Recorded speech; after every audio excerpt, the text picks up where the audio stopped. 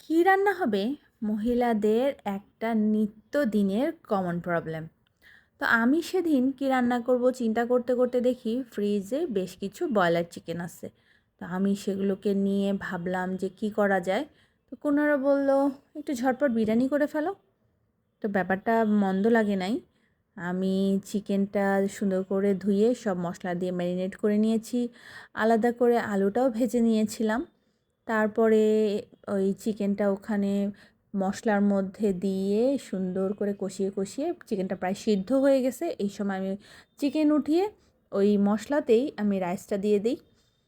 চালটা ভেজে নিয়ে আমি ওখানে পানি দেই। আসলে অনেক ক্লিপ মিসিং এখানে। আমি বলে দিচ্ছি কি কি করেছি। তারপরে চালটা যখন সিদ্ধ হয়ে যায় অলমোস্ট হালকা পানি থাকে এরপরে আমি চিকেনটা আর এই আলুটা দিয়ে দিই। তো মাশাআল্লাহ আমার খুবই সুন্দর ঝরঝরে এবং খুবই মজার একটা বিরিয়ানি হয়েছিল সেদিন। সবসময় এত টেস্টি হয় না, এই জন্যই বললাম, কারণ নিজের রান্না তো সবার নিজের ভালো লাগেই, কিন্তু আমার রান্না আসলে বেসিক্যালি আমার ভালো লাগে না, কিন্তু সেদিন রান্নাটা খুবই মজা হয়েছিল তাই বললাম।